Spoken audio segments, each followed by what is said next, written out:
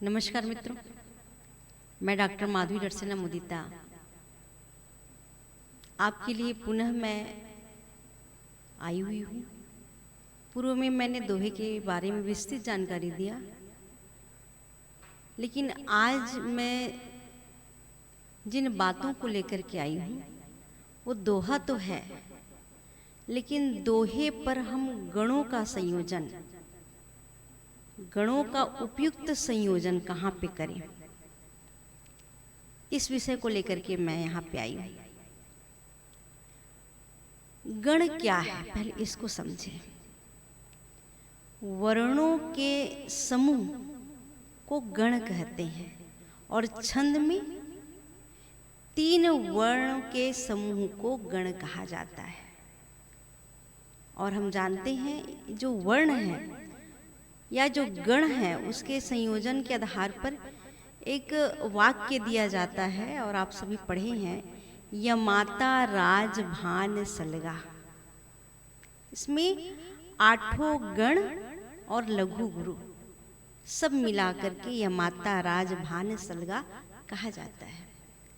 अब हम उस गण को दोहे पर कैसे उपयुक्त स्थान पर रखें, क्योंकि आप सभी को पता है कि 8 गण में कुछ गण शुभ गण हैं और कुछ गण अशुभ गण हैं। तो अशुभ जो गण है उसको हम कैसे बिठाएं दोहे पर, या जो अशुभ गण है उसको बिठाने के लिए हमको कौन सी युक्ति रचनी पड़ेगी जिससे वह शुभ हो जाए। ऐसे तो कोई चीज़ अशुभ नहीं है, पर कहीं ना कहीं उसको कटाक्ष करने के लिए कुछ दूसरे जगह पर वहाँ बिठाना पड़ता है, कोई शब्द बिठाना पड़ता है, कोई स्थान पर और कुछ चीज़ कटाक्ष करने के लिए रखना पड़ता है। ऐसे ही हम दोहे पर कैसे बिठाएं, और जितने भी शब्दावली बनाया गया है वो सब गण संयोजन के आधार पर ही बनाया गया है। तो आइए हम दोहे पर गणों का उपयुक्त संयोजन कैसे करें इस पर चर्चा करते हैं, समझने का प्रयास कीजिए। अष्टगण है य म त र ज भ न सा, मतलब यमाता, यगण, मगण, तगण, रगण, जगण, भगण और नगण, सगण, लघु और गुरु। ये हमारे अष्टगण हैं और लघु और गुरु। ऐसे करके हम उसको यमाता राज भान सलगा कहते हैं। अब इसमें शुभ गण क्या है, तो शुभ गण है यगण, मगण, भगण और नगण। अब अशुभ गण क्या है, तो अशुभ गण है सगण, तगण, रगण और जगण। अब इसका प्रयोग हम दोहे पर कैसे करें, शुरू से हम बताते हैं। जैसे यगण जो है वह शुभ गण है। यगण मतलब यमाता, यमाता 1 2 2, ये 3 वर्णों के समूह को 1 2 2, ये 3 वर्ण के समूह को हम यमाता कहते हैं, मतलब यगण कहते हैं, और ये शुभ वर्ण है। अब इसका संयोजन कैसे करें, तो यमाता 1 2 2, और हमको पता है कि 1 2 कह रहे हैं मतलब 3 है। यह विषम कल संयोजन के अंतर्गत में हम इसको संयोजित करेंगे। तो यमाता के पहले हम क्या करें, तो आपको यमाता के पहले या यगण के पहले आपको त्रिकल लगाना ही पड़ेगा, है ना। आप यमाता के पहले त्रिकल लगाएं, तब आप दोहे का निर्माण करेंगे। बहुत अच्छे ढंग से इसमें संयोजन बैठता है, क्योंकि शुभ संयोजन है, शुभ गण संयोजन है। तो देखिए, नया जमाना गया सभी नशीले लोग, नमन प्रभाती भूल कर सतत सुहाते भोग। अब जमाना नगण, जमाना क्या है, यगण है, और यगण के पहले हमने क्या रखा, त्रिकल रखा। नसीले क्या है, यह भी यगण है, यगण के पहले हमने क्या रखा, त्रिकल रखा। प्रभाती भी क्या है, यगण है, यगण के पहले भी हमने त्रिकल रखा है। सुहाते भी क्या है, यगण है, यगण के पहले हमने क्या रखा, त्रिकल रखा। तो हम एक दोहे में 4 बार हम यगण का प्रयोग कर सकते हैं। दूसरे संयोजन की ओर जाते हैं, गण संयोजन पर, और वो है मगण। मगण मतलब 2 2 2। तो ये भी शुभ गण है। अब इनका प्रयोग भी हम दोहे में 4 बार कर सकते हैं। इसको हम सामने रख सकते हैं, और जैसे चौकल संयोजन हो रहा है तो देखिए इसको हम 4 बार इस दोहे पर कैसे प्रयोग कर रहे हैं। जिज्ञासा जिंदा रखो अज्ञानी अब चेत, भटके संसारी यहाँ बन बंजारा प्रेत। अब यहाँ पे अज्ञानी यह भी मगण है, जिज्ञासा यह भी मगण है, संसारी यह भी मगण है, और बंजारा यह भी मगण है। तो हम चौकल के पहले भी रख सकते हैं और चौकल के बाद भी हम इसको रख सकते हैं। यह मगण का प्रयोग दोहे पर इस प्रकार किया जा सकता है। अब देखिए तगण, तगण जो है वो अशुभ गण है, और तगण मतलब ताराज 2 2 1। अब इस अशुभ गण संयोजन का प्रयोग उपयुक्त रूप से दोहे पर हम कैसे करें। 2 2 1 गण संयोजन है, अब इसको हम कैसे बिठाएं। तो आपको पता है कि दोहे पर 11वें जो वर्ण है, 11वीं जो मात्रा है, वह हमेशा ही लघु ही होगा। अब यहाँ पर है 2 2 1, तो हम 2 2 1 को कहाँ पर बिठाएं, इसको देखिए। मिलता है संसार में, संसार क्या है, तगण है। मिलता है, मिलता है चौकल है, सन है और सन करके 4 हो गया। सार है, यहाँ पे त्रिकल हो गया 2 और 1, है ना। और इसमें आपकी 11वीं मात्रा क्या हो गई, लघु हो गई, और में द्विकल। तो चौकल संयोजन पर 4 4 3 2 संयोजन बैठता है। तो तगण पर देखिए, मिलता है संसार में संसारी जंजाल। अब देखो विषम चरण पर देख रहे हैं आप, मिलता है संसार में, जहाँ पे आपका 11वां जो मात्रा है वो लघु होगा, वहां पर बिठाया गया है। और जैसे ही हम समचरण पर आते हैं तो क्या हो जाता है, संसारी जंजाल।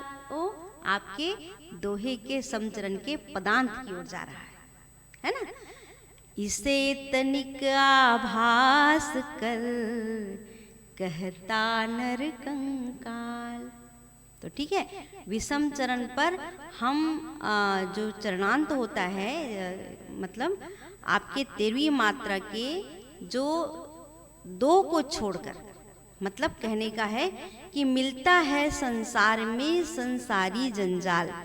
तो चौकल चौकल करते हुए आपको 2 1 और 2 इस पर आपको बिठाना है। ये भी आपका तगण जो है दोहे पर 4 बार प्रयोग कर सकते हैं। अब हम आते हैं रगण। रगण भी क्या है, रगण भी आपका अशुभ गण संयोजन है।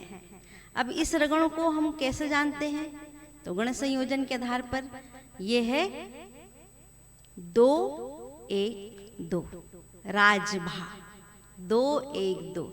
अब इसको हम कैसे करेंगे, राजभा को, राजभा को प्रयोग करने के लिए दोहे में पहले, रगण के पहले आपको क्या लगाना पड़ेगा, त्रिकल लगाना पड़ेगा, है ना। जैसे सुमन वाटिका से भरा। अब वाटिका क्या है, वाटिका आपका रगण है, और इस रगण पर हमने क्या किया, शुरुआत में त्रिकल का प्रयोग कर दिया। तो सुमन वाटिका से भरा करे कामिनी नित्य, कामनी भी क्या है? रगण है। मधुर सुनाती रागिनी, रागिनी भी क्या है? रगण है। बजे पैजनी वृत्त, पैजनी भी क्या है? आपका रगण है। तो हम 4 बार रगण का प्रयोग कर सकते हैं। ठीक है। अब आते हैं जगण। जगण भी क्या है? यह भी अशुभ गण संयोजन है। और जगण किस तरीके से उसका जो बनावट है उसको हम देखें। 1 2 1। इसका उदाहरण उमंग, महान, विधान, सुजान, प्रभात, प्रसाद, इन वर्णों को हम कहेंगे जगण। अब इस जगण का प्रयोग कैसे किया जाए दोहे पर? तो जगण का प्रयोग करने के लिए हमको जगण के पूर्व द्विकल रखना पड़ेगा, मतलब गुरु रखना पड़ेगा, है ना। अब इसका प्रयोग भी हम दोहे पर 4 बार कर सकते हैं। जैसे अब विकास, विकास क्या है? जगण है। अब विकास गंगा बही, तो विकास के पहले हमने क्या रखा? अब, मतलब एक एक करके हमने क्या रख दिया? गुरु बना दिया। अब विकास गंगा बही, हर निकाय आनंद, निकाय भी आपका जगण ही है। उसके पहले हमने द्विकल रखा। हर्षित किसान लग रहे, यहाँ पर कहीं कहीं हमको लगता तो है बाधित हो रहा है करके, क्योंकि चौकल के बाद हम जगण रखते हैं तो थोड़ा सा मेरे को महसूस होता है कि कहीं गड़बड़ हो रहा है, ऐसा लगता है। लेकिन यह संयोजन भी ठीक है। तो हर्षित किसान लग रहे, रक्षित सिंह गयंद।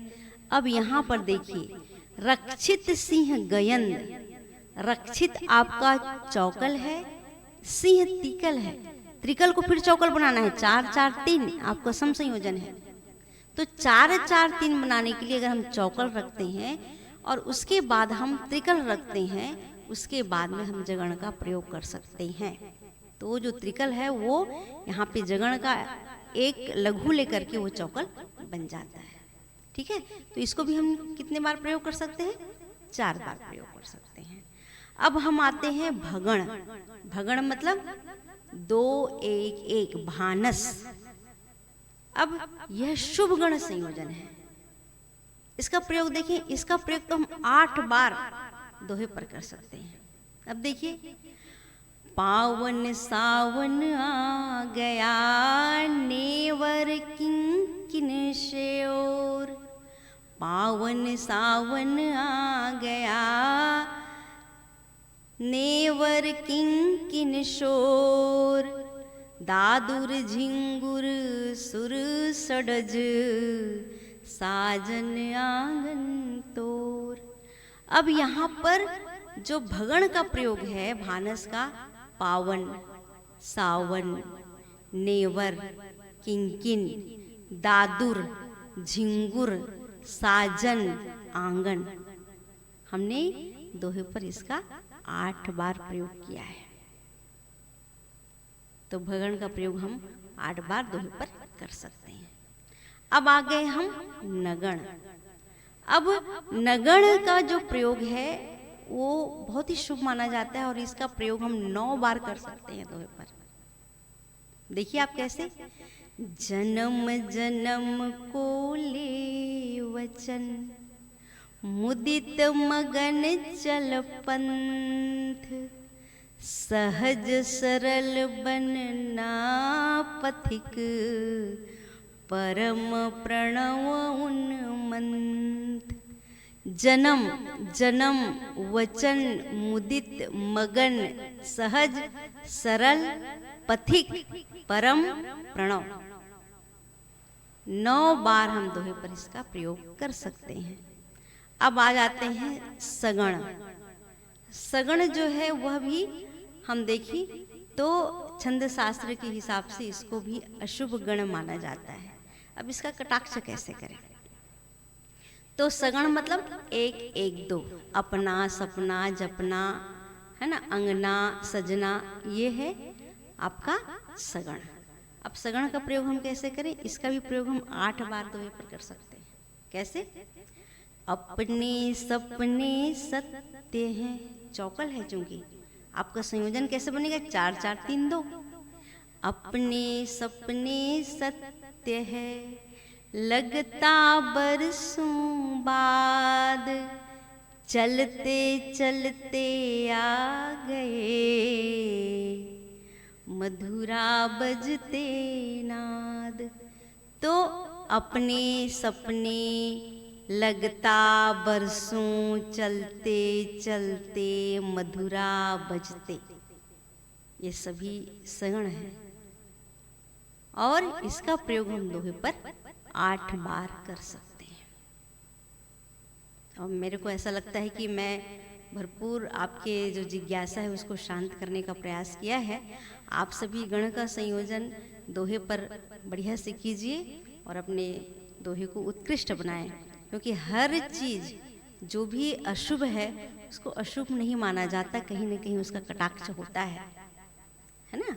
तो जो भी हम बातचीत करते हैं उस पर भी गण का संयोजन होता है, और उनको संयोजन करके किस तरीके से हम बात करें और अपने सृजन में उसको उपयुक्त कहाँ पर स्थान दें, इसके बारे में मैंने आपको विस्तृत जानकारी दी है। समझिए, जानिए और अपने चाहे दोहा हो, चाहे गीत हो, चाहे किसी भी छंद पर हो, आप इसको प्रयोग कर सकते हैं। जी नमस्कार।